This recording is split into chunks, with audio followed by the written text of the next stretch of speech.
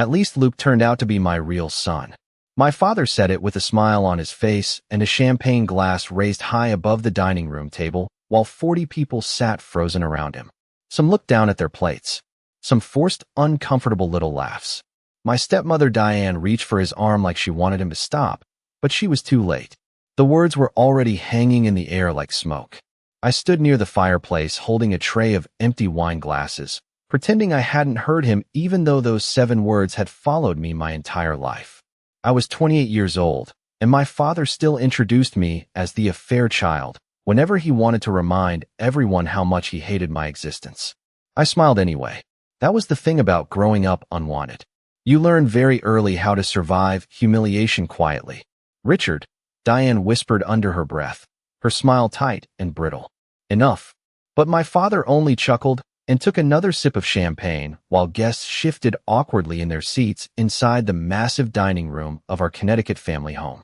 The crystal chandelier above us reflected warm golden light against polished oak walls, expensive paintings, and silver serving trays filled with untouched slices of cake. It should have looked elegant. Instead, it felt cold, hollow, like every holiday dinner I'd ever survived in that house. My brother Luke laughed louder than everyone else. "Dad's had too much to drink," he said casually, though we all knew alcohol only made my father more honest, not less. I set the tray down carefully before my hands could start shaking. "Excuse me," I said softly. Nobody stopped me from leaving the room. Nobody ever did.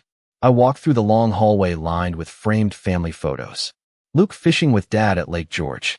Luke at his Yale graduation beside Dad's proud smile. Luke holding the keys to the BMW Dad bought him at 16. There were dozens of photos. Vacations, birthdays, ski trips in Vermont, summer barbecues. In almost every picture, I was either missing completely or standing somewhere blurry in the background like a stranger who accidentally wandered into frame. When I was 7 years old, I asked my father why there weren't any pictures of me in his office downtown. He looked up from his newspaper and said, "I don't display reminders of betrayal." I didn't understand what he meant back then. I just remember standing there in my little white church dress feeling embarrassed for reasons I couldn't explain. My mother cried later that night behind the bathroom door while I sat outside, listening quietly with my knees against my chest. She died 3 months ago from heart failure at 62 years old, and even at her funeral my father barely looked at her portrait. She spent her whole life lying. He muttered while guests brought casseroles into the kitchen and whispered condolences neither of us wanted to hear. But my mother never defended herself anymore near the end. She simply looked tired, exhausted in a way that went deeper than illness. Sometimes I wonder if shame can physically wear a person down over time. After she died, I stayed away from the family house for weeks. Then Diane called and insisted I come to the anniversary dinner. "It would mean a lot to your father," she said gently over the phone. I almost laughed when she said that. Nothing had ever meant a lot to my father unless it involved Luke. Still, I came. I always came. Maybe some childish part of me still believed one day he would finally look at me differently. I stepped outside onto the back patio where cold October air wrapped around my skin. The Carter estate overlooked 3 acres of dark woods and perfectly trimmed grass that stretched toward the lake behind the property. My father loved appearances. He loved things that looked polished from a distance. The perfect lawn, the perfect sun, the perfect reputation. I leaned against the railing and stared into the darkness while laughter drifted faintly through the windows behind me. My phone buzzed in my purse. It was a text from Luke. "Don't be dramatic. Dad was joking." I stared at the message for several seconds before locking my screen again. That was Luke's favorite trick, turning cruelty into humor so nobody had to feel guilty about it. I closed my eyes and suddenly I was 14 again, standing in our kitchen while my father argued with my mother late at night. "She doesn't even look like me," he snapped while I stood frozen halfway down the staircase listening. "Every time I see her, I see what you did." My mother's voice cracked softly. "Richard, please. She can't hear you." "Good," he replied. Maybe she should. The memory still lived inside me like a bruise that never completely faded. I heard the patio door slide open behind me. Diane stepped outside, holding her cashmere shawl tightly around her shoulders. "Your father didn't mean that," she said quietly. I almost smiled at how automatic the lie sounded. "He's been saying it for 28 years, I replied. "At some point, We should probably assume he means it. Diane looked down at the patio floor. For a moment, she seemed smaller somehow. Older. Your mother made mistakes, she whispered carefully. But your father... My mother spent 30 years apologizing for something nobody could even prove, I interrupted softly. And somehow that was never enough for him. Diane opened her mouth like she wanted to say something else, then stopped herself. That silence told me more than words ever could. I watched her return inside without another sentence. The music started again in the dining room. Glasses clinked. Someone laughed too loudly. The perfect Carter family continued their celebration as if nothing had happened. I stayed outside another 10 minutes before finally walking back in through the side entrance near the kitchen. That was when I noticed the old cedar box sitting alone on the counter beside the sink. Small, dusty, familiar. My chest tightened immediately because I recognized it. It belonged to my mother. Diane found some of your mother's things upstairs, one of the housekeepers explained while stacking plates nearby. She said you should take whatever you want before the attic gets cleaned out next week. I reached for the box slowly. My mother kept all her personal letters inside it. Birthday cards, old receipts, tiny pieces of her life nobody else cared about. I carried it quietly to my car after the party ended. Nobody hugged me goodbye. My father barely acknowledged me when I left. Luke was too busy pouring whiskey for his friends in the den. Rain started falling lightly during the drive back to my apartment in Hartford. The windshield wipers moved back and forth while my mother's cedar box sat unopened in the passenger seat beside me. Something about it made my stomach twist uneasily. Like the box had been waiting for me. Like my mother had left something behind on purpose. That night, around 1 a.m, I finally opened it at my kitchen table. Under old birthday cards and faded photographs, I found a folded medical receipt dated March 1994 from a fertility clinic in Boston. My hands froze instantly when I read the words printed across the bottom of the page. Male infertility evaluation, Richard Carter. I stared at the fertility clinic receipt for so long that the words stopped looking real. Male infertility evaluation, Richard Carter. March 1994. I read the line again and again while rain tapped softly against my apartment windows and the clock on my microwave blinked 1:17 in the morning.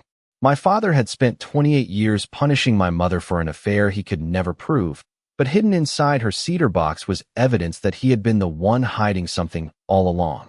My hands trembled slightly as I pulled more papers from the box. Most were harmless things. Old grocery receipts, birthday cards from neighbors, a faded postcard from Cape Cod. Then I found an envelope with my mother's handwriting across the front. Evelyn, for when you are finally ready to know. My chest tightened immediately.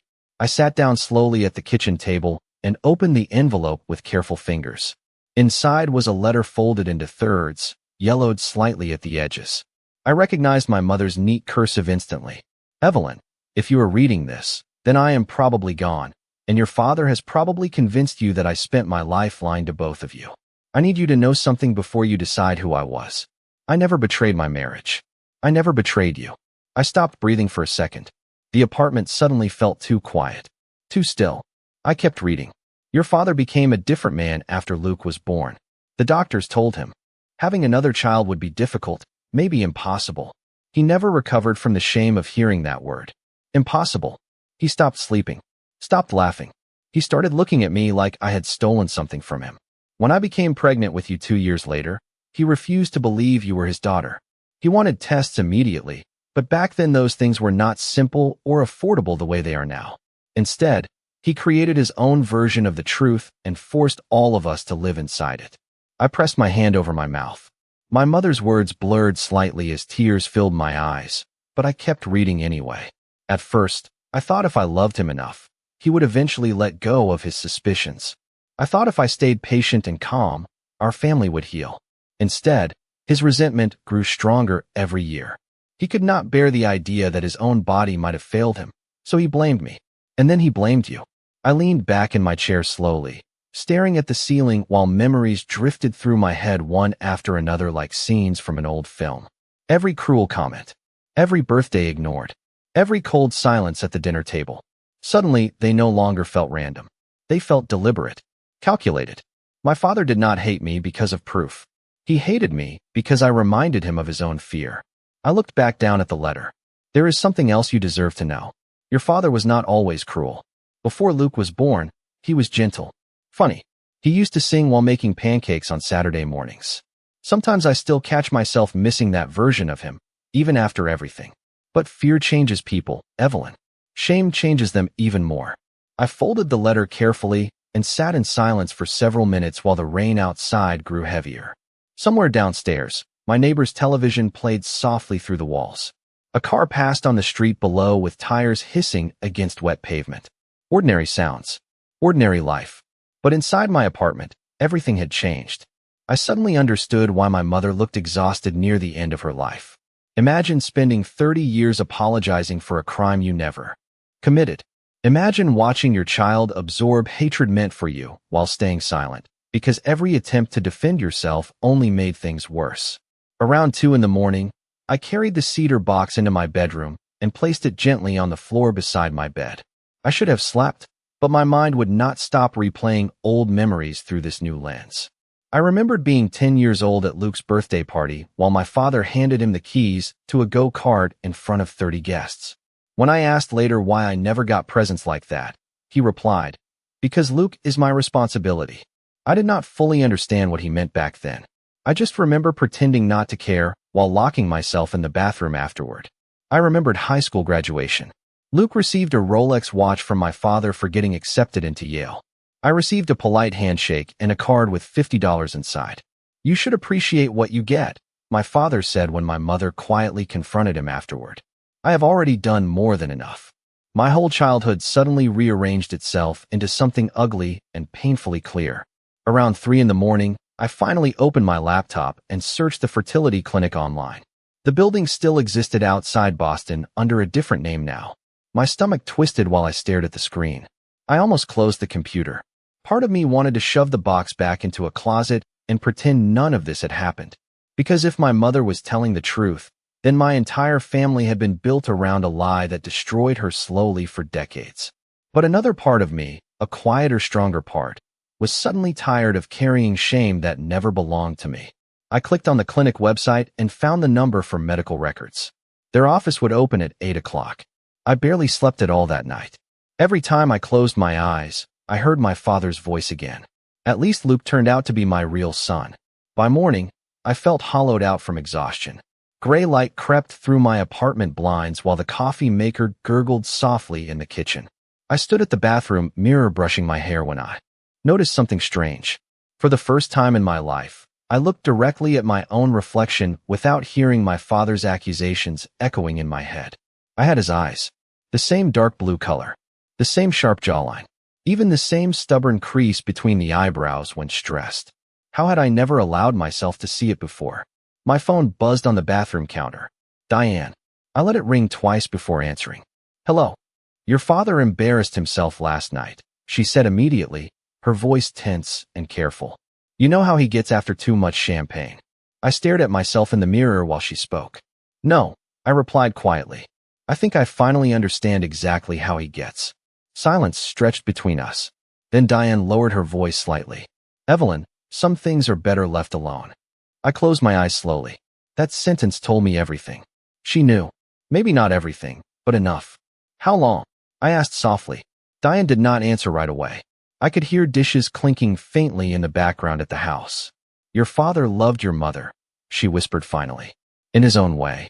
"That is not what I asked." Another long silence. Then she sighed. "Longer than you think." I ended the call without saying goodbye. For several seconds, I just stood there holding the phone in my hand while my heartbeat pounded heavily against my ribs. Then I walked into the kitchen, opened my laptop again, and ordered 3 DNA testing kits. The DNA kits arrived 2 days later in a plain brown package sitting outside my apartment door beside a stack of grocery store coupons and unopened mail. Nothing about the box looked important, yet the moment I picked it up, my hands started trembling slightly. I carried it inside carefully, set it on my kitchen counter, and stared at it while my coffee grew cold beside me. 3 small kits. 3 quiet explosions waiting to happen. One for me. One for my father. One for Luke. I should have felt nervous. Instead, I felt strangely calm. Like something inside me had finally stopped running. Outside my apartment window, Hartford moved through another gray October morning. Cars crawled through wet streets. A woman walked her golden retriever past the coffee shop downstairs. Somewhere, A siren echoed faintly across town. Ordinary life continued while mine quietly shifted into something unrecognizable. I opened the package slowly and read the instructions twice, even though they were simple. Swab the inside of the cheek. Seal the sample. Mail it back. Such a small thing to carry the weight of 28 years. I almost laughed thinking about it. My entire childhood reduced to a cotton swab and a laboratory report. Around noon, my phone rang. Luke. I let it ring 3 times before answering. Hey stranger, he said casually, like our father had not humiliated me in front of 40 guests 3 nights earlier. Dad says you have been acting weird. I leaned against the kitchen counter and looked at the rain sliding down my windows. Interesting choice of words. Luke sighed dramatically. Look, Evelyn, you know how Dad is. He gets stuck in the past. The past. I repeated softly. He called me the affair child in front of your business partners and neighbors. You are being sensitive. There it was. The Carter family specialty. Turn pain into overreaction. Turn cruelty into misunderstanding. I closed my eyes briefly. Why did you never stop him? Silence. Then a small, uncomfortable laugh. Because arguing with Dad is impossible, and honestly, I figured Mom must have given him a reason to believe it. The words settled inside me like ice water. Not because they surprised me, but because they confirmed something I had always feared. Luke never questioned the story because the story benefited him. In our family, he was the wanted child. The legitimate child. The son who inherited love automatically while I spent my life trying to earn scraps of it. You know, I said quietly, when we were kids, I used to think you would protect me one day. Luke sounded confused. From what? I almost answered from all of you, but I stopped myself. There was no point anymore. Never mind, I replied softly. I have to go. He hesitated before speaking again. Dad did love Mom, you know. I looked down at the fertility clinic receipt still sitting on my kitchen table. Maybe, I said, but love should not feel like punishment. I ended the call and stood there for a long time afterward. Then I opened the first DNA kit and swabbed the inside of my cheek carefully. The silence inside my apartment felt heavier now. Not lonely exactly. More like the silence before a thunderstorm finally breaks. Later that afternoon, I drove to the Carter house for the first time since the anniversary dinner. The long driveway curved through rows of maple trees already turning orange and red from the cold. My father always loved autumn because it made the estate look expensive. I parked near the garage and sat in my car for a moment staring at the house. 3 stories of polished stone and giant windows. Beautiful from the outside. Hollow everywhere else. Diane opened the front door before I even knocked. I was not expecting you, she said carefully. She wore cream-colored slacks and a soft blue sweater, her silver jewelry catching the afternoon light. Everything about Diane always looked composed. Controlled. I just came to pick up a few more of Mom's things, I replied. Diane stepped aside to let me in. The house smelled faintly like lemon polish and fireplace smoke. Somewhere upstairs, a vacuum cleaner hummed softly. Your father is in his office, she warned quietly, like she was talking about bad weather moving through the area. That is fine. I walked through the foyer slowly, my eyes drifting across the giant family portrait hanging over the staircase. Luke stood front and center beside my father. Diane smiled elegantly near the piano.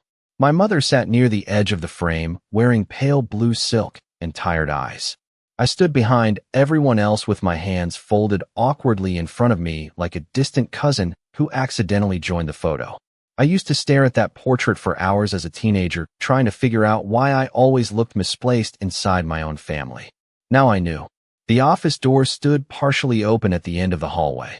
My father sat behind his mahogany desk reading financial reports through thin silver glasses. He did not look up immediately when I entered. You finally decided to stop sulking? He asked casually. I stared at him. Quietly. At 68 years old, Richard Carter still carried himself like a man convinced the world owed him admiration. Perfect posture. Tailored sweaters. Calm, controlled voice. Even now, after everything, he looked completely certain of his own righteousness. I found Mom's letters, I said softly. That got his attention. His eyes lifted slowly toward mine. And she said you spent 30 years punishing her because you were ashamed. His jaw tightened almost imperceptibly. Your mother enjoyed rewriting history. I reached into my purse and placed the fertility clinic receipt carefully on his desk. The room went completely silent. For the first time in my life, I watched confidence disappear from my father's face. Just for a second. Just long enough. His eyes scanned the paper quickly before he leaned back in his chair again. "Where did you get this?" he asked coldly. "In Mom's cedar box." He folded the receipt once without looking at me. "You should not go digging through dead people's belongings looking for excuses." Excuses? I almost laughed at the cruelty of that word. "Were you infertile?" I asked quietly. His expression hardened instantly. "That is none of your business." "It became my business the moment you called me illegitimate for 28 years. He stood slowly from behind the desk. "You do not know anything about what happened in this marriage." "Then tell me." My father looked away toward the office windows overlooking the lake. For several long seconds, neither of us spoke. Finally, he sighed sharply like a man exhausted by stupidity. "The doctors said having another child would be difficult," he admitted. "Not impossible. So you blame Mom instead. Your mother became pregnant at a very convenient time. And that justified destroying her life?" His face darkened immediately. "Careful, Evelyn." There was the old warning tone again. The same one he used when I was 12 and accidentally asked too many questions at dinner. But something inside me no longer feared him the way it used to. Maybe truth changes people. Maybe exhaustion does. I reached into my purse again and placed 2 unopened DNA kits on his desk beside the fertility receipt. My father stared down at them without speaking. "What is this?" he asked finally. "A chance to know the truth." He looked back up at me slowly. "I already know the truth." "No," I replied softly. "I think you have spent 28 years avoiding it." Then I turned and walked out of the office while my father remained standing motionless behind his desk, staring at the DNA kits like they were live grenades. My father did not call me for 4 days after I left the DNA kits in his office. That alone told me more than any argument ever could. Richard Carter never stayed silent unless something frightened him. Growing up, silence in our house usually came after one of his explosions. After he accused my mother of embarrassing him at a dinner party. After he snapped at me for touching something in his office. After Luke disappointed him in some small temporary way that would always be forgiven by morning. Silence was his way of regaining control. But this silence felt different. He was thinking now. Calculating. The first DNA kit arrived at the laboratory by Thursday morning. I tracked the shipping updates obsessively while pretending to live a normal life. I still went to work at the publishing company downtown. I still smiled politely during meetings and answered emails and nodded during conversations about quarterly sales projections. But underneath everything, my thoughts kept circling the same question over and over again. What if my mother was wrong? What if my father had spent 28 years being cruel because somewhere deep down he truly believed he had a reason? The possibility sat heavily in my chest, even though I hated admitting it. Trauma does strange things to certainty. Even when someone hurts you for years, part of you still wonders whether you somehow deserved it. Friday evening, I stopped by the small cemetery where my mother was buried. Autumn leaves covered the grass in shades of red and gold, and the cold air smelled faintly like rain and pine trees. Her grave sat beneath a maple tree near the back fence, away from the larger family plots. Richard insisted on something simple and tasteful. My mother would have preferred roses. I stood there quietly holding a paper cup of coffee between my hands while wind moved softly through the branches overhead. "I found your letters," I whispered eventually. Saying the words out loud made my throat tighten unexpectedly. "You should have told me sooner." A leaf landed near my shoes. Somewhere nearby, a church bell rang faintly through the cold afternoon air. I stared down at her name carved into gray stone and suddenly remembered the last real conversation we had before she died. She was sitting in her favorite chair by the living room window wrapped in a cream-colored blanket, looking smaller than I had ever seen her. "Your father is not a bad man," she said quietly while sunlight faded across the carpet around her feet. I remember feeling angry hearing that. "Mom, he spent my whole life treating me like garbage." She closed her eyes for a second before answering. Pain changes people. At the time, I thought she was defending him. Now I wondered if she was simply tired of carrying bitterness around after decades of surviving it. My phone buzzed inside my coat pocket, pulling me back into the present. Luke. Again. I almost ignored it, but something told me not to. "What?" I answered softly. "Jesus, Evelyn," he snapped immediately. "What did you do to Dad?" I looked across the cemetery quietly. Interesting assumption. He has barely left his office for days. I almost laughed at the absurdity of hearing concern in Luke's voice now. Concern for our father's discomfort after decades of ignoring mine. Maybe he is thinking. About what? I kicked lightly at a pile of wet leaves near the grave. Did he tell you about the fertility clinic? Silence. Complete silence. Then Luke lowered his voice. What fertility clinic? There it was. Genuine confusion. For the first time since this started, I realized Luke might not know everything either. You should ask him, I replied quietly. Evelyn, stop being cryptic. I spent 28 years being called illegitimate by my own father. I think you can survive one uncomfortable conversation. Before he could answer, I ended the call. The next morning, Diane appeared at my apartment unexpectedly carrying a white bakery box from the expensive pastry shop near the Carter estate. She stood awkwardly in the hallway wearing oversized sunglasses and a camel-colored wool coat despite the cloudy weather. I brought cinnamon rolls, she said softly, like pastries could somehow soften decades of silence. I stepped aside without answering. Diane walked into my apartment carefully, glancing around like she had entered unfamiliar territory even though I had lived there for almost 6 years. You keep this place nice, she commented quietly. I almost smiled at the irony. My father once called my apartment small but practical during the one and only time he visited. The truth was, I loved it. Exposed brick walls, second-floor windows overlooking downtown Hartford, a tiny kitchen with mismatched mugs my mother collected from antique stores. It was the first place I had ever lived that felt emotionally safe. Diane set the pastry box on the counter and removed her sunglasses slowly. Her eyes looked tired. Your father is furious, she admitted. Good. She flinched slightly at the sharpness in my voice. Evelyn, this family has already been through enough. I leaned against the sink and folded my arms. Funny, nobody said that while I was growing up. Diane looked away toward the windows. Your father was under tremendous pressure back then. So was Mom. You do not understand what men from his generation were taught about weakness. I stared at her quietly for several seconds. Did you know? I asked finally. Her face changed instantly. Just slightly. But enough. Know what? That the doctors told him he might not be able to have another child.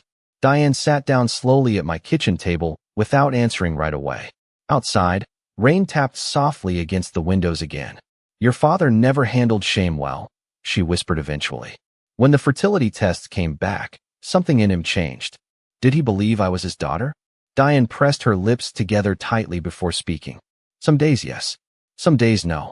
I felt something cold settle deeper inside me hearing that answer. Not rage exactly. Something sadder than rage. Imagine being a child loved conditionally, based on another person's insecurity. And nobody stopped him, I said quietly.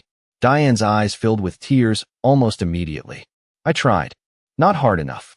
She looked down at her hands. You have to understand something, Evelyn.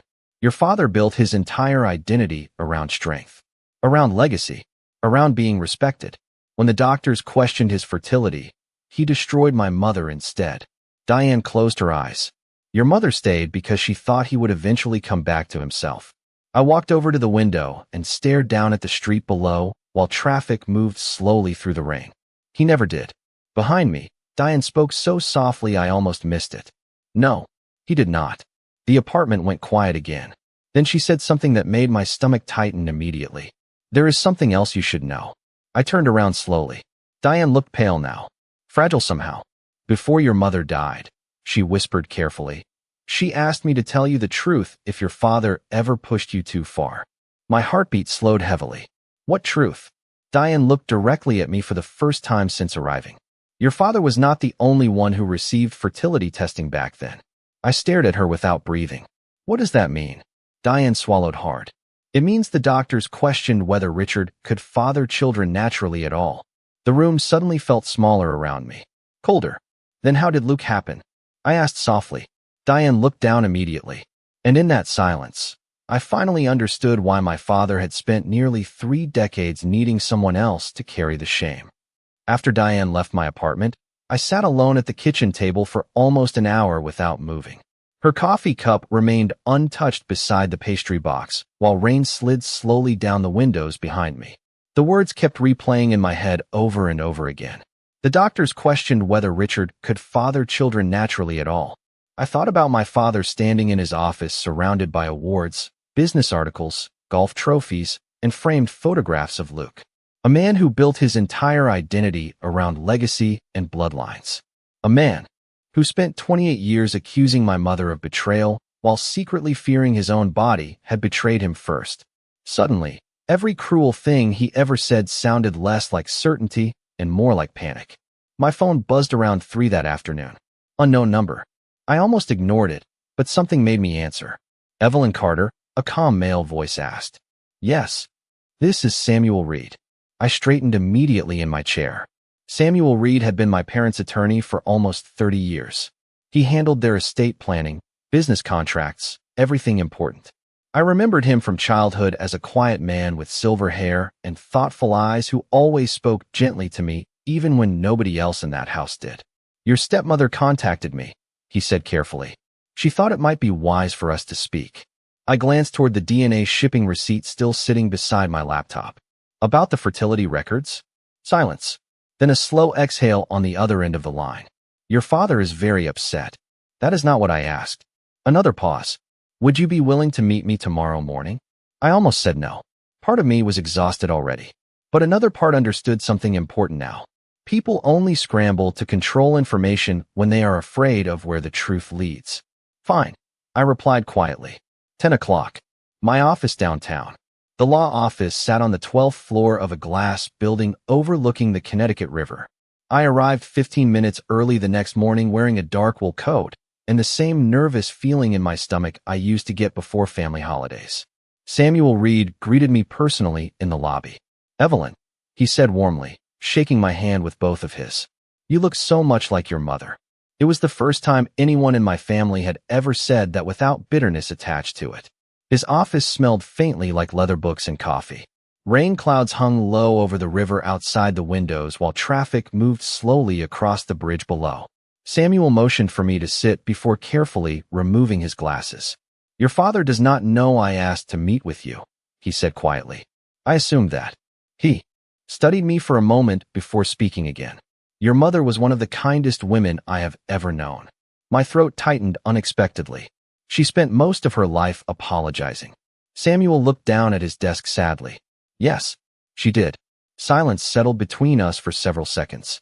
Then I reached into my purse and placed the fertility clinic receipt carefully in front of him. Samuel stared at it without surprise. That told me everything immediately. You knew, I whispered. He folded his hands together slowly. Your parents came to me after the fertility evaluations. I felt my heartbeat quicken. And Samuel chose his words carefully. The doctors informed your father that conceiving children naturally might be extremely difficult for him, but not impossible. Correct. I looked away toward the rain outside the windows. So instead of accepting uncertainty, he turned my mother into a suspect. Samuel remained quiet for a long moment.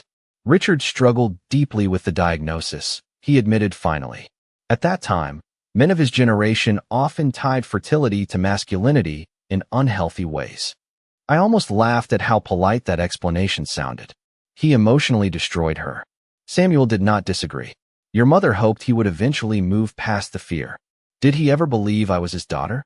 Samuel sighed softly. Some days he convinced himself you were. Other days he convinced himself you were not. The answer hit me harder than I expected. Not because it was cruel, but because it sounded so pathetic. My father built an entire emotional prison around uncertainty. Then he trapped all of us inside it with him. There is something else, Samuel said carefully. I looked back at him immediately. He opened a folder on his desk and removed several documents. Your mother met with me privately 6 months before her death. My chest tightened. Why? Because she was tired. He slid a sealed envelope toward me. My name was written across the front in my mother's handwriting. She asked me to give you this if things ever escalated beyond repair with your father. My fingers trembled slightly as I picked up the envelope. What is it? A copy of her. Original medical records. I stared at him without breathing for a second. Including documentation that your father refused additional fertility testing after Luke was born.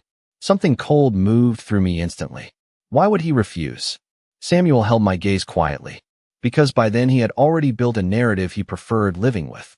I slowly opened the envelope and scanned the papers inside. Medical terminology blurred together across the pages until one sentence caught my eye. Further paternity concerns may require testing of all immediate family members due to inconsistent fertility indicators. My stomach dropped. All immediate family members, I repeated softly. Samuel nodded once. The doctors suggested comprehensive testing back then, but your father refused. Because he was afraid I was not his child. Samuel looked at me carefully. Or because he was afraid someone else was not. The room went completely silent. I stared at him while my thoughts slowly rearranged themselves into something terrifying. Luke. My mind immediately went to Luke laughing at the anniversary dinner while our father proudly called him his real son in front of everyone. Luke with the Yale tuition. Luke with the company internship. Luke with every ounce of love and certainty our father could not give me. Suddenly I understood something horrifying. My father might not have spent 28 years protecting certainty. He might have spent 28 years hiding from doubt. Does Luke know any of this? I asked quietly. Samuel shook his head. To my knowledge, no. I leaned back slowly in my chair while rain streaked across the office windows behind him. My father spent decades accusing the wrong person. Samuel removed his glasses again and rubbed his eyes tiredly. Fear makes people irrational, Evelyn. No, I replied softly. Fear makes people honest about who they already are. Samuel looked at me carefully then. What do you intend to do? I thought about that question for several seconds. Months ago, maybe even weeks ago, I would have answered differently. I would have wanted confrontation. Tears. Some dramatic moment where my father finally apologized and admitted everything. But sitting there in Samuel Reed's office, looking down at my mother's records, I realized something strange. My father's punishment had never really been about me. It was about his own shame slowly poisoning everyone around him. Nothing dramatic, I said quietly. I am just going to let the truth arrive. Samuel studied me silently for a moment before nodding once. Your mother would have admired that. I almost smiled hearing those words. Almost. Then my phone buzzed again on the desk beside me. This time it was a text from Luke. Dad says you are trying to destroy this family. I stared at the message while Samuel waited quietly across from me. Then I locked my screen and slipped the phone back into my purse. Because for the first time in my life, I finally understood something clearly. Families built on lies do not collapse because someone tells the truth. They collapse because the truth was already rotting the foundation underneath them. The DNA results were supposed to take 7 to 10 business days. By day 4, I had already memorized the tracking page on my laptop. Every morning before work, I refreshed the laboratory portal while coffee brewed in the kitchen and gray November light filled my apartment. Sample received. Processing. Analysis pending. Small harmless words carrying the weight of an entire lifetime. Meanwhile, the Carter family slowly started unraveling in quiet ways nobody else would have noticed. My father stopped attending his usual Thursday lunches at the country club. Luke called me 3 times in 2 days, pretending he only wanted to clear the air. Diane sent long text messages that always started with concern and ended with warnings. Please think carefully before taking this further. Your father is under tremendous stress. Families survive by letting certain things go. That last sentence stayed with me all day after she sent it. Families survive by letting certain things go. I sat in my office downtown staring at those words while coworkers chatted around me about Thanksgiving travel plans and holiday bonuses. The publishing company decorated early every year. Garland wrapped around cubicle walls. Cinnamon candles burned near reception. Soft jazz played quietly through ceiling speakers. Everything looked warm and cheerful. But inside me, something cold and steady had taken root. Because for the first time in my life, I was no longer trying to save my family. I was simply watching it honestly. Friday evening, Luke showed up at my apartment without warning, carrying a 6-pack of beer and the same easy smile that had gotten him forgiven for almost everything his entire life. Thought we should talk face to face, he said casually as I opened the door. I almost told him to leave, but curiosity won instead. I stepped aside silently and let him in. Luke walked around my apartment slowly while I grabbed 2 glasses from the kitchen cabinet. This place is smaller than I expected, he commented absent-mindedly. There it was again, that quiet Carter habit of turning observations into tiny insults. I handed him a beer without responding. He sat on my couch while looking around at my bookshelves and framed photographs. You really kept all Mom's old stuff, he said softly. I looked toward the small picture of my mother sitting on my bookshelf beside a potted fern. She was laughing in the photo. Real laughter. The kind I rarely saw at home. Somebody should have. Luke drank quietly for a moment before speaking again. Dad is spiraling. Interesting word choice. He sighed heavily. Can you stop doing that? Doing what? Talking like every sentence is a hidden accusation. I almost laughed at the irony. That is rich coming from someone raised by Richard Carter. Luke rubbed the back of his neck tiredly. Look, I know Dad said awful things growing up. For 28 years. Fine. 28 years. He leaned forward slightly. But he believed them. I stared at him carefully across the coffee table. Did you? Luke looked away immediately. Silence answered before he did. Sometimes, he admitted quietly. That hurt more than I expected. Not because Luke doubted me, but because some childish part of me still wanted my older brother to say he never did. I remembered following him around the house when I was little while he built model airplanes with our father in the garage. I remembered sitting outside his bedroom crying quietly after Dad missed my middle school choir concert because Luke had a football game that same night. I spent my entire childhood believing if Luke loved me enough, maybe the rest of the family eventually would too. You know what the worst part was? I asked softly. Luke looked confused. What? Not Dad. I swallowed carefully before continuing. It was everyone else pretending not to notice. His expression tightened immediately. That is not fair. No, I replied calmly. Fair would have been having a father who did not introduce me as a mistake. Luke stood up suddenly and walked toward the windows overlooking downtown Hartford. You think this was easy for me? He snapped. Dad put insane pressure on me my whole life. Perfect grades. Perfect schools. Perfect career. I watched him quietly. And if you failed? He looked back at me slowly. What?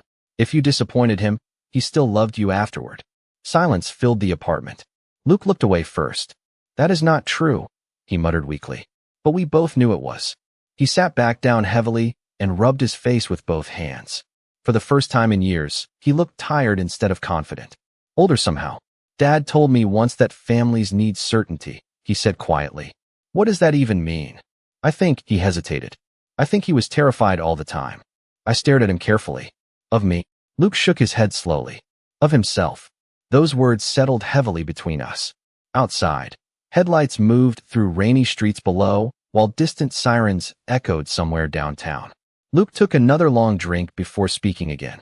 What happens if the DNA test proves he was right? The question hung in the room quietly. Months ago, maybe even weeks ago, that possibility would have destroyed me. But now something had changed. Then at least I finally know the truth, I replied softly. And if it proves he was wrong? Luke looked down at his beer bottle. Then I do not know who my father is anymore. After he left, I stood alone at the windows for a long time watching rain streak across the glass.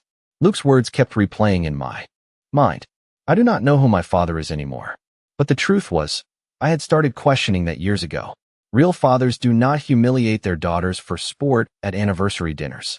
Real fathers do not weaponize uncertainty against children. Real fathers do not spend decades demanding loyalty while offering conditional love in return. Saturday morning arrived cold and bright after days of rain. Around 11, my laptop chimed softly from the kitchen counter while I was folding laundry. New laboratory update available. My heart stopped for a second. I walked slowly toward the computer, suddenly aware of every sound around me. The dryer humming softly. A car horn outside. My own breathing. I clicked the portal open with trembling fingers. 2 samples completed. 1 still processing. I scanned the page quickly until my eyes landed on the first result. Probability of paternity, 99.98%. Richard Carter is confirmed as biological father. I stared at the screen without moving. My father was my biological father. My mother had told the truth. Every cruel thing, every accusation, every year of shame, built on a lie. Tears blurred my vision immediately, but strangely, I did not cry from sadness. I cried because something inside me finally loosened after carrying blame for so long. I thought I would feel triumphant reading those words. Instead, I felt exhausted. 28 years. 28 years wasted because one man could not face his own fear. I closed my eyes briefly while tears slid quietly down my cheeks. Then my attention shifted lower on the screen. 1 sample still processing. Luke's. I did not tell anyone about the first DNA result. Not Luke. Not Diane. Not even Samuel Reed. I printed the document quietly at work during lunch break while everyone else crowded around the break room eating leftover birthday cake for one of the editors. The printer hummed softly while the page slid out warm into my hands. Probability of paternity, 99.98%. Richard Carter is confirmed as biological father. I stared at the sentence again while fluorescent office lights buzzed overhead. 28 years reduced to one line on white paper. My father had been wrong the entire time. No, worse than wrong. Cruel on purpose because uncertainty was easier for him to live with than honesty. I folded the paper carefully and slipped it into my purse before anyone noticed my shaking hands. The second result still showed processing. Luke's sample. Somehow that unfinished status had become heavier than the first result itself, because now there were only two possibilities left. Either Luke was also Richard's son and my father destroyed our family over fear alone, or my father spent 28 years accusing the wrong child because somewhere deep down he already suspected the truth. Both possibilities felt tragic. Monday evening, my father finally called. I stared at his name lighting up my phone screen while pasta boiled quietly on the stove. Richard Carter rarely called anyone directly unless he wanted control of the conversation. I let it ring twice before answering. Hello. Silence. Then his familiar measured voice. We need to talk. I almost smiled hearing that. Not because it was satisfying. Because for the first time in my life, he sounded uncertain around me. About what? Another silence. This situation has gone far enough. I lowered the heat under the pasta pot and leaned against the kitchen counter. Interesting. I thought we were finally getting close to the truth. His breathing sharpened slightly on the other end. You are humiliating this family. There it was. Not grief. Not regret. Reputation. My father's favorite god. You humiliated this family yourself years ago. I replied quietly. I just stopped helping you hide it. He exhaled slowly through his nose. I could picture him perfectly standing in his office overlooking the lake with one hand on his hip, jaw tight, trying to regain emotional ground the way he always did during business negotiations. Your mother poisoned you against me. I closed my eyes briefly.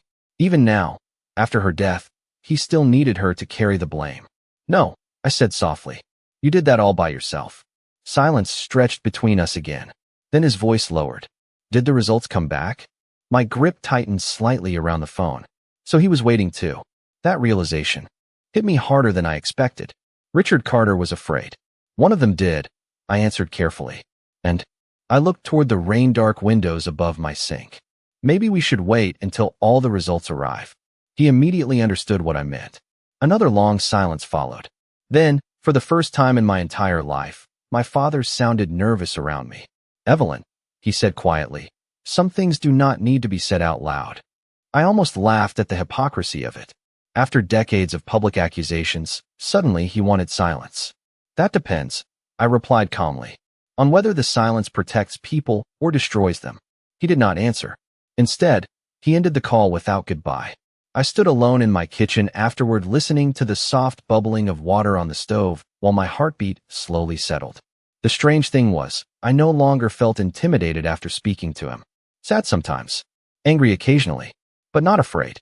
Fear loses power once truth finally enters the room. Wednesday morning arrived cold and bright. Frost-covered parked cars outside my apartment building while downtown Hartford moved through another ordinary workday beneath pale gray skies. Around 10:30, my laptop chimed softly on my desk. New laboratory update available. My chest tightened instantly. For several seconds, I simply stared at the notification without opening it. Then I clicked. The portal loaded slowly. Too slowly. My pulse pounded heavily against my throat while the page refreshed. Then the second result appeared. Probability of paternity excluded. Richard Carter is not the biological father of Luke Carter. I stopped breathing. Everything around me disappeared for a second. The office noise. The phone's ringing. The sound of keyboards clicking nearby. I stared at the screen again and again while cold spread slowly through my chest. Luke was not Richard's biological son. My father spent 28 years punishing the wrong child. A terrible memory surfaced immediately. I was 13 years old sitting at the dinner table while my father watched Luke talk excitedly about baseball tryouts. That is my boy, he said proudly with his hand on Luke's shoulder. Then, he looked at me and added quietly, at least one of them is. My stomach twisted remembering it now. Not because I was finally proven innocent, because my father accidentally told the truth without realizing it. I closed the laptop slowly and walked to the office restroom before anyone noticed my face. Inside the empty bathroom, fluorescent lights reflected harshly against marble counters while I gripped the sink with trembling hands. I thought I would feel victorious once the truth arrived. Instead, I felt devastated. Not for my father, for my mother. She spent 30 years carrying shame for a betrayal she never committed, while the real betrayal sat directly in front of him the entire time. And maybe the cruelest part was this. I did not think my father ever truly hated me. I think he hated what I represented. Certainty. Because every time he looked at me, he saw evidence that his fear might be misplaced. So he buried that fear underneath my humiliation instead. My phone buzzed in my coat pocket. Luke. I stared at his name for several seconds before answering. Hey, he said casually, unaware his entire identity had just shifted. Dad wants everyone at the house Friday night. My throat tightened immediately. Why? I do not know. Some family dinner thing. I leaned heavily against the sink. Family dinner. Of course. Richard Carter would try to regain control publicly, the same way he always did. Evelyn. Luke asked softly. You okay? I closed my eyes briefly, hearing genuine concern in his voice for the first time in years. Suddenly I saw him differently too. Not as the golden child anymore. Just another person raised inside the same damaged house. Yeah, I whispered. I am fine. But after we hung up, I remained standing there alone in the office restroom for a very long time, staring at my reflection. Because by Friday night, the Carter family would finally face the truth. And deep down, I think all of us already knew nothing would survive it. Friday night arrived colder than expected. Thin ice clung to the edges of puddles along the Carter driveway, while bare branches scraped softly against one another in the wind above the property. I sat in my car for several minutes staring at the house before going inside. Every window glowed warm gold against the dark November sky, making the estate look peaceful from a distance. Normal. That was always my father's talent. He knew how to build beautiful surfaces around ugly truths. My purse rested on the passenger seat beside me, with the DNA results folded neatly inside. 2 pieces of paper capable of ending 30 years of lies. I reached for them once, then stopped. The strange thing was, I still did not want revenge. People assume truth and revenge are the same thing, but they are not. Revenge wants suffering. Truth simply refuses to keep pretending. I finally stepped out into the cold air and walked toward the house. Diane opened the front door before I knocked. She looked exhausted. Her makeup was perfectly done as always, but the strain around her eyes gave everything away. Thank you for coming, she said quietly. I nodded once and stepped inside. The house smelled like rosemary chicken and fireplace smoke. Soft jazz drifted from the dining room speakers while candles flickered along the long mahogany table. It looked exactly like every Carter family dinner from my childhood. Elegant plates, crystal glasses, carefully folded linen napkins, expensive wine breathing quietly near my father's chair. A performance staged so beautifully you could almost forget the damage underneath it. Luke stood near the fireplace, pouring bourbon into 2 glasses when I entered. Hey, he said softly. I looked at him differently now. Not with resentment, not even with anger, just sadness. Because whatever happened tonight would destroy his understanding of himself too. My father emerged from his office moments later wearing a navy cashmere sweater and the same calm, controlled expression he used during corporate negotiations. If someone had walked into the room without context, they would have seen a successful older man hosting dinner for his family. They would never guess he spent nearly 3 decades emotionally punishing the wrong daughter because he could not bear his own uncertainty. Evelyn, he said evenly. No affection, no warmth. Just my name hanging in the room like unfinished business. Richard. Diane flinched slightly hearing me call him that instead of Dad. Luke noticed too. We all sat down quietly around the table while servers moved in and out carrying dishes from the kitchen. My father insisted on maintaining staff for private dinners even after my mother died. Another performance. Another way to keep emotions at a distance. Dinner started stiffly. Weather. Business updates. Holiday travel plans.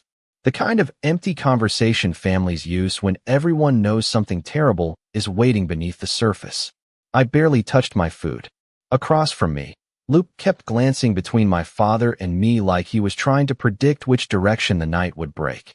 Finally, my father set down his wine glass carefully. "I think we should address this situation directly," he announced calmly. There it was. The boardroom voice. Controlled. Authoritative. He wanted command of the narrative again. "Agreed," I replied softly. His jaw tightened almost imperceptibly. These DNA tests were unnecessary. I looked at him steadily. Were they? Silence settled heavily across the table. Diane stared down at her plate. Luke shifted uncomfortably in his chair. "Your mother filled your head with doubts before she died," my father continued. "She left behind confusion instead of peace." Something cold moved through me hearing that. Even now, he needed my mother to carry responsibility for his choices. "Mom left behind the truth," I said quietly.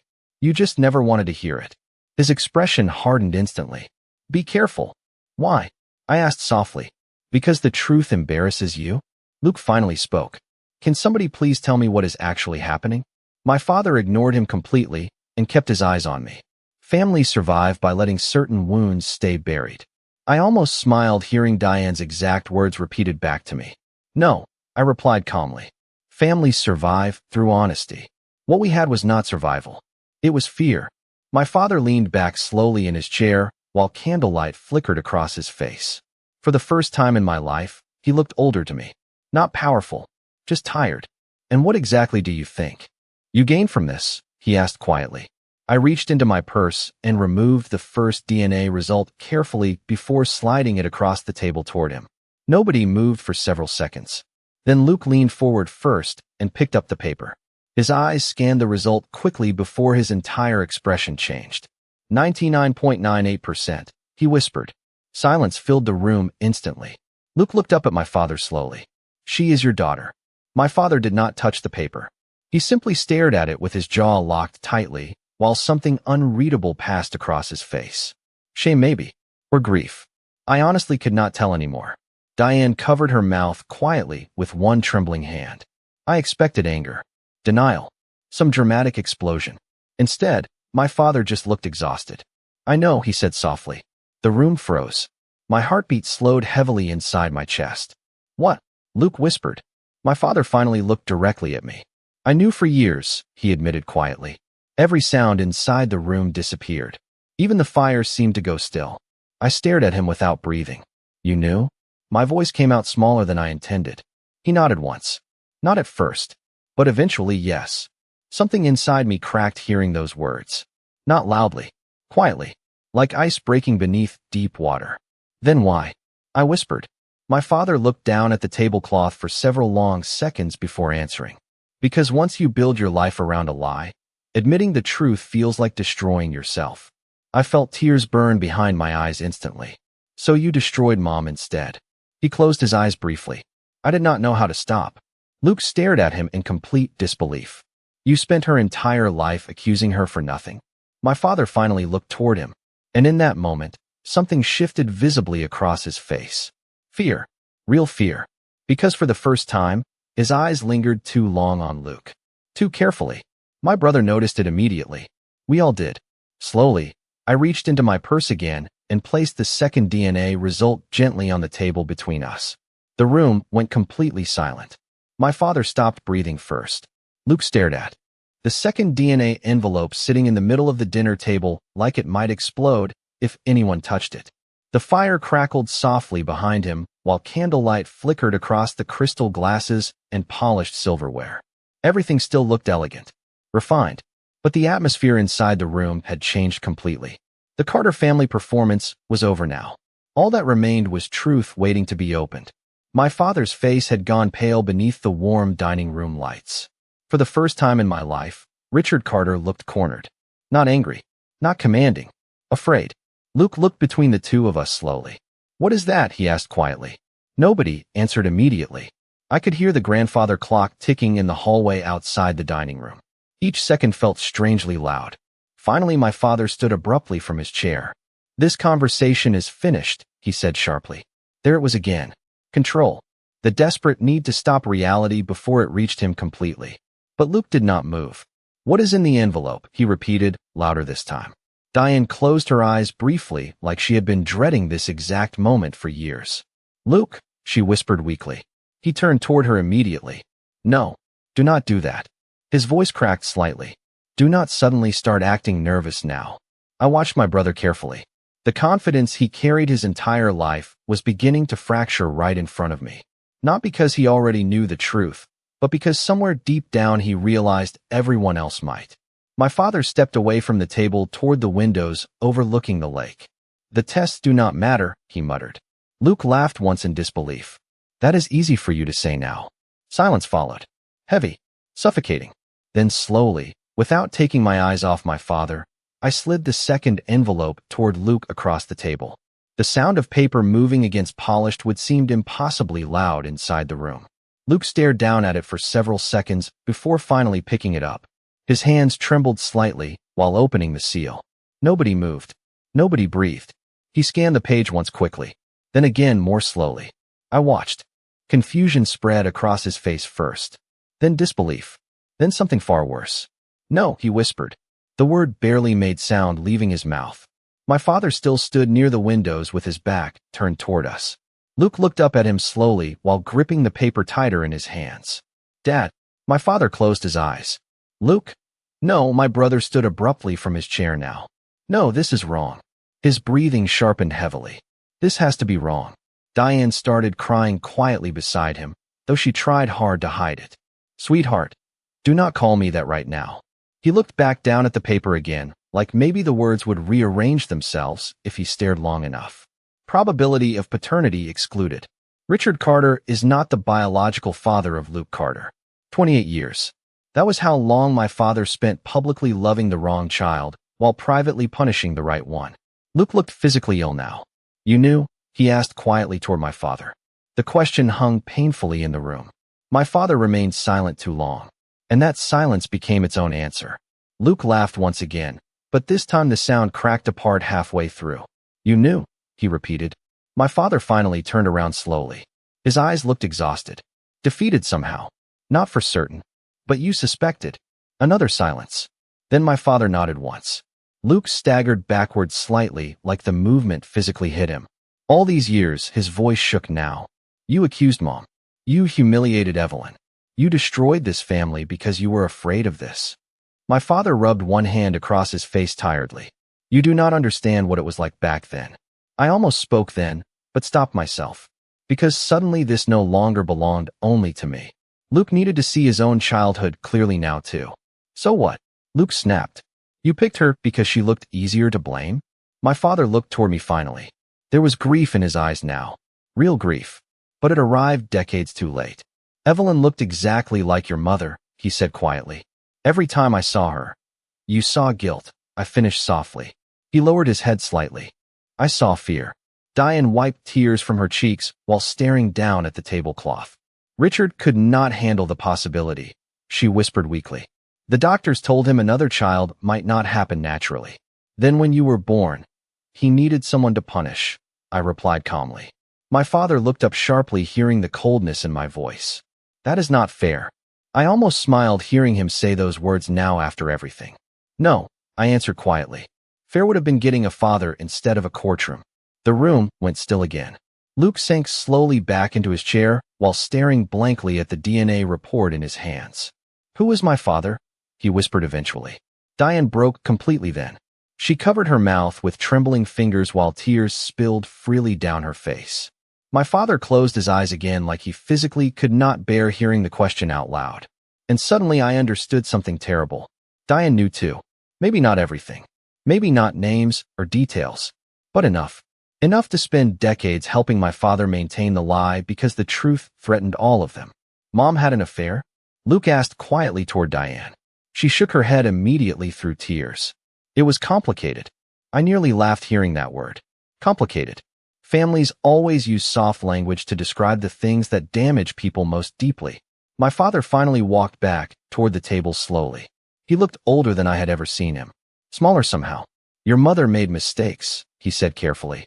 But she loved you. Luke looked up at him with complete disbelief. And what about you? Silence. My father opened his mouth once, then stopped. Because there was no answer left that could save him now. Not after 28 years of certainty built on humiliation and fear. Luke pushed his chair back suddenly and stood again. I need air. He walked out of the dining room without another word.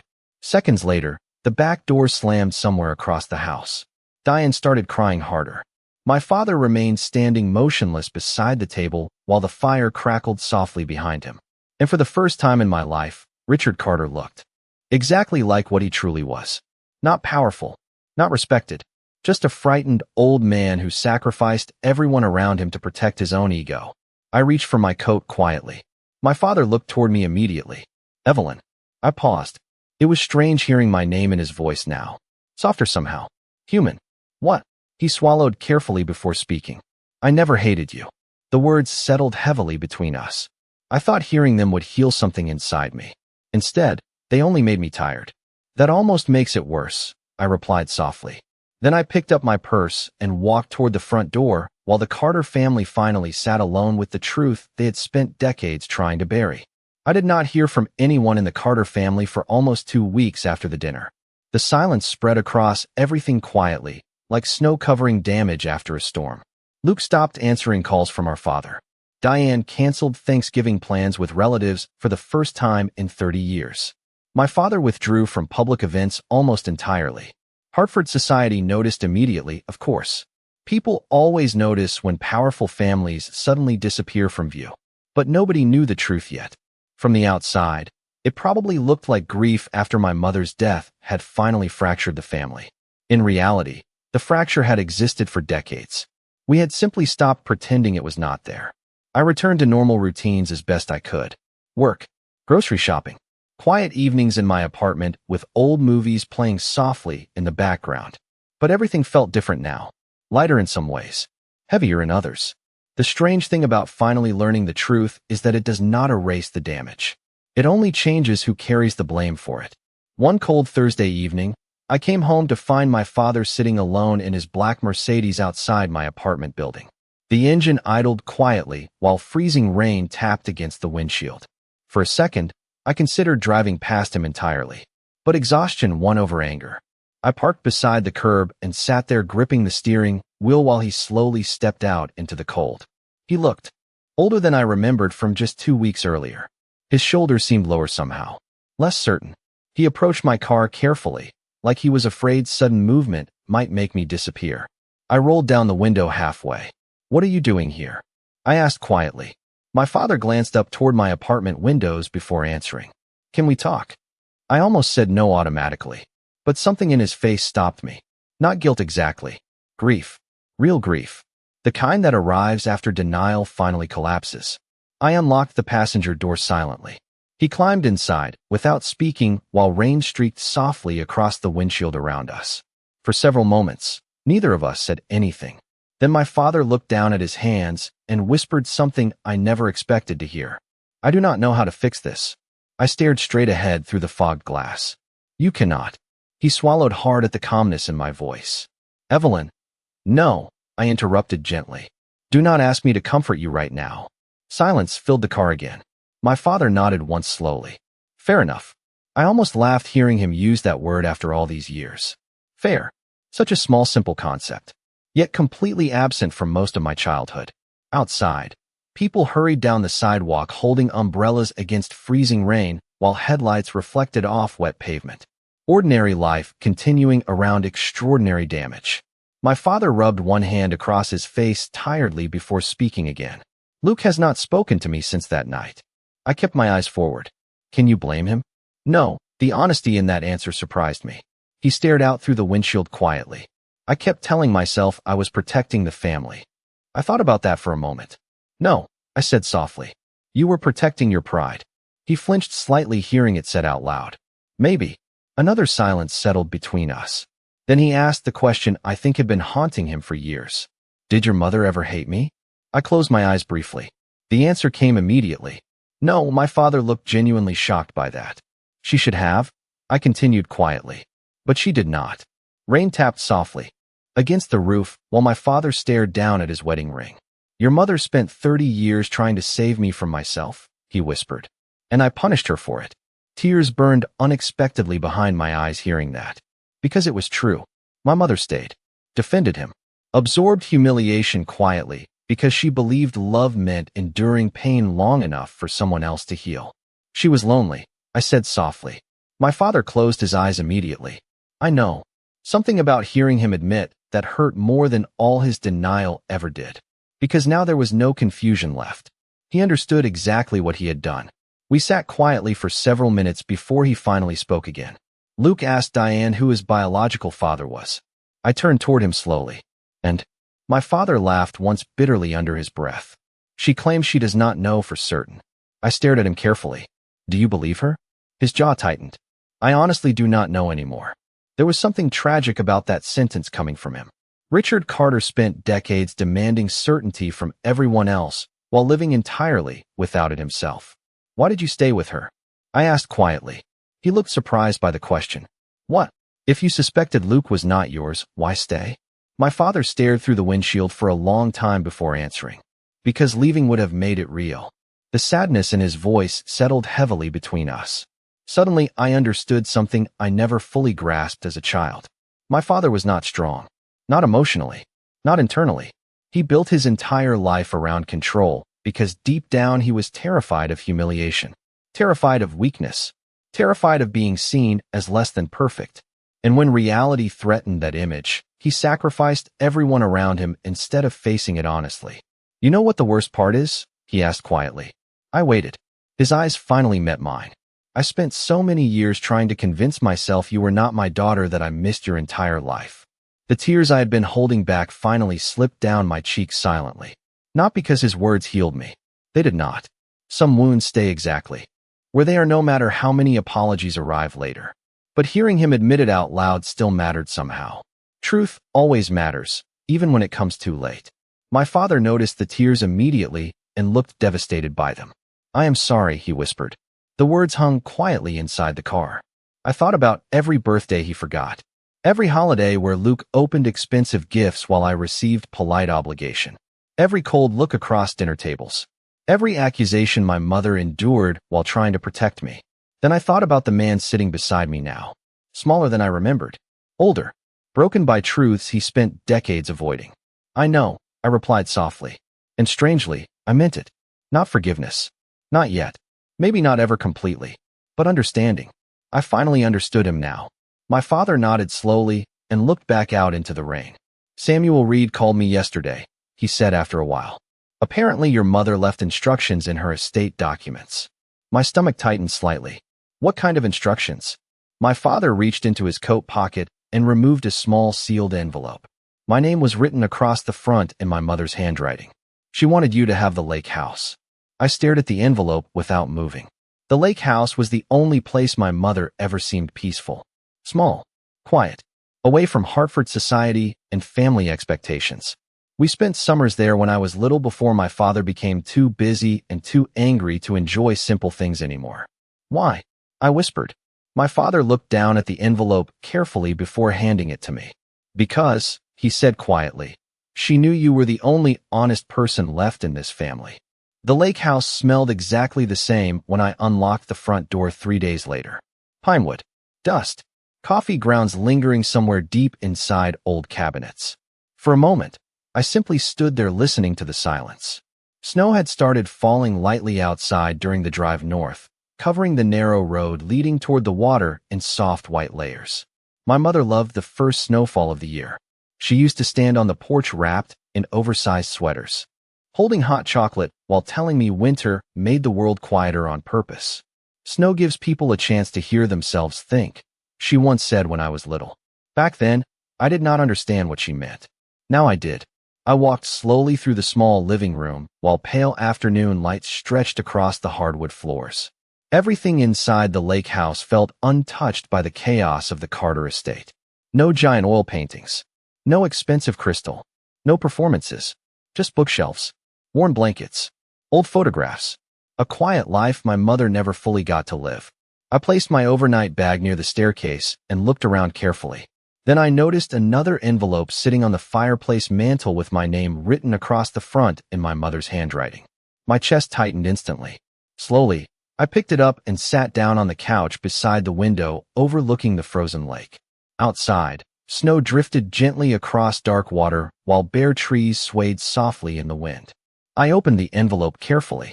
Evelyn, if you are reading this at the lake house, then I think you finally know the truth.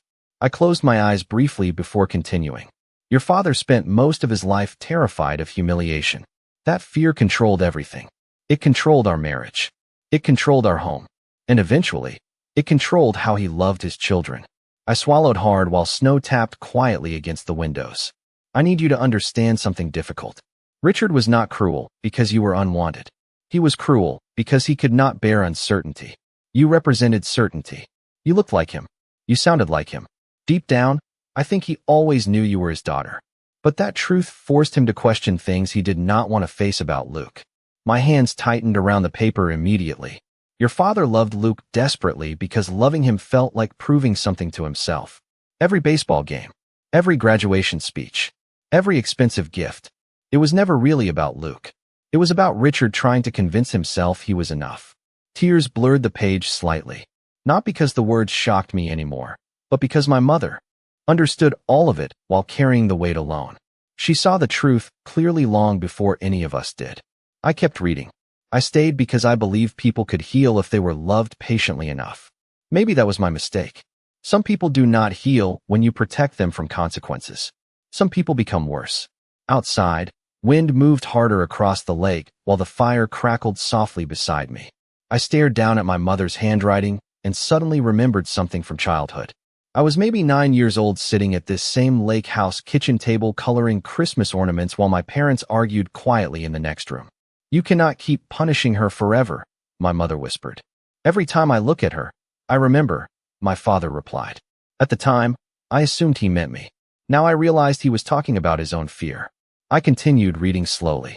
If the truth ever comes out, Luke will suffer deeply. Please remember that none of this was his fault either. He grew up carrying your father's expectations the same way you carried his rejection. Different pain is still pain. I folded the letter halfway and stared out at the lake. My mother was right. It would have been easy to resent Luke forever after everything. But now that the truth sat fully exposed, I finally saw him clearly too. A child raised to believe love had to be earned through perfection. A son shaped into proof for a frightened father. We were both damaged by the same lie in different ways. My phone buzzed quietly on the coffee table beside me. Luke, I answered after the second ring. Neither of us spoke immediately. Then I heard him exhale shakily. I went through Dad's office today, he said quietly. Snow continued falling outside while I listened. And I found old medical records. His voice cracked slightly. He knew, Evelyn. I closed my eyes. I know. Silence stretched between us. Then Luke laughed bitterly under his breath. Do you know what hurts the most? I waited. I spent my entire life thinking Dad loved me more because I was somehow better than you. His breathing shook slightly now. Turns out he was just scared. Tears slid quietly down my cheeks. Mom knew, too, I whispered. She spent years trying to protect both of us from it. Luke did not answer for several seconds. Then he asked softly, did she ever hate me? The question broke something open inside my chest. No, I replied immediately. Never. I looked down at my mother's letter again while speaking. She loved you completely. A quiet sound escaped him then. Not crying exactly. Something smaller. More exhausted. I do not know who I am anymore, he admitted. I stared out across the frozen lake while dusk slowly darkened the sky. I think that happens when the story you were raised inside falls apart. Another silence. Then Luke spoke again. Dad has not left the house in days. I imagine my father alone inside that giant estate surrounded by portraits and memories built around certainty that no longer existed. What is he doing? I asked quietly. Mostly sitting in Mom's old room. Something about hearing that made my throat tighten painfully. My father spent decades blaming my mother while quietly needing her more than anyone else in his life. Luke, I said softly, whatever happens next, none of this is your fault. He laughed weakly again. Maybe not, but it still feels like my whole life belonged to somebody else. After we hung up, I sat beside the fireplace for a long time rereading my mother's letter while snow covered the lake outside. Eventually, I noticed something folded inside the back of the envelope. Another page. Smaller. I unfolded it carefully. It was a photograph. Old. Slightly faded at the corners. My mother sat on the lake house porch, smiling beside my father while holding me as a baby in her arms. And my father was looking directly at me with unmistakable love on his face. Real love. Open. Unafraid. I stared at the picture for several long moments while tears slipped quietly down my cheeks. Because suddenly I understood the cruelest part of all this. My father did love me once, before fear convinced him that loving me might force him to face the truth about everything else. The first real snowfall of December covered Hartford the morning I returned from the lake house. Snow clung to rooftops, parked cars, and bare tree branches while the city moved slower beneath pale gray skies. Everything looked softer under snow, quieter, almost forgiven. I carried my overnight bag upstairs to my apartment and placed my mother's letters carefully inside the top drawer of my bedroom dresser beside the old photograph from the lake house porch. My father's face in that picture still haunted me, not because it erased the damage he caused, but because it proved something painful. Fear had not destroyed a cruel man. It destroyed a loving one. And somehow that truth felt even heavier. Life settled into a strange new rhythm after that. Luke moved out of the Carter estate before Christmas and rented a small condo downtown near his office. Diane stopped wearing her wedding ring. My father withdrew almost completely from public life. Hartford noticed, of course. Rumors spread quietly through country clubs and charity events about financial stress, grief, illness. Nobody guessed the truth. Families like ours spend generations learning how to bury humiliation beneath polished surfaces. But inside the Carter family, everything had changed permanently. Luke and I started meeting for coffee once a week at a small cafe near Bushnell Park. At first, our conversations felt awkward, careful, like strangers trying to learn each other's language. But slowly something shifted between us. Without our father's fear sitting between us, we finally saw each other clearly for the first time. One snowy afternoon in late December, Luke stared quietly into his coffee cup before asking something that stayed with me for a long time afterward. Do you ever wonder who we would have been if Dad had just told the truth from the beginning? I looked out the cafe window while snow drifted softly across the park outside. All the time, I admitted. He nodded slowly. I think I spent my whole life trying to become someone impossible, because I thought if I stopped being perfect, Dad would stop loving me. His voice cracked slightly at the end of the sentence. And you? I thought about that carefully. I spent my life trying to become small enough not to threaten anyone. Silence settled gently between us after that. Not uncomfortable silence. Honest silence. The kind families are supposed to have. Christmas arrived quietly that year. No giant Carter estate dinner. No crystal glasses or expensive centerpieces. No performances. I spent Christmas Eve at the lake house alone with my mother's old jazz records playing softly beside the fire while snow covered the frozen lake outside. For the first time in years, I did not feel lonely during the holidays. I felt peaceful. Around 8 that evening, my phone rang. My father. I stared at his name for several seconds before answering. Hello. His voice sounded fragile immediately. Samuel told me you are at the lake house. I looked around the small living room softly lit by firelight. Yes. Silence. Then a quiet exhale. Your mother loved that place. I know. Another long pause followed. Evelyn. He stopped himself. I waited quietly. Finally, he spoke again. I found something of yours. 2 days later, I drove back to Hartford and met my father at the estate for the first time since the dinner. The house felt different now. Smaller somehow. Emptier. The giant family portrait still hung above the staircase, but suddenly it looked ridiculous to me. A carefully staged lie framed in gold.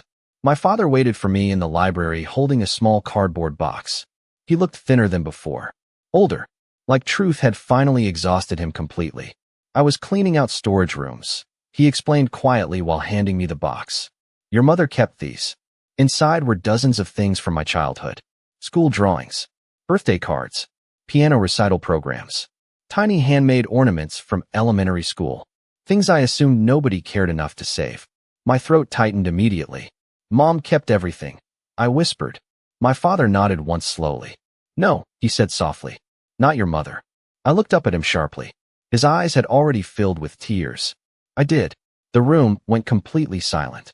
I stared at him without speaking while years of memories rearranged themselves again inside my mind. You? He laughed weakly under his breath. Your mother used to accuse me of secretly sentimental habits. He reached into the box carefully and pulled out a faded photograph. Me at 6 years old holding a fishing pole at the lake house, while my father crouched beside me smiling proudly. I used to carry this in my briefcase during business trips, he admitted quietly. Tears burned behind my eyes immediately. Then why?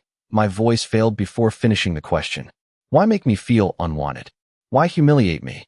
Why spend decades pretending I ruined your life? My father looked down at the photograph in his hands. Because every time I loved you openly, he whispered, I remembered what I was afraid to face. He swallowed hard. And eventually fear became easier than honesty. I wiped tears from my cheeks silently while standing there surrounded by shelves full of books and memories and regret. The tragedy of my father was not that he lacked love. It was that he lacked courage. Luke is not speaking to Diane much anymore, he said quietly after a while. He says he needs space. I nodded softly. He deserves that. My father looked older hearing it. I think he hates me. I thought about that carefully before answering. No, I said quietly.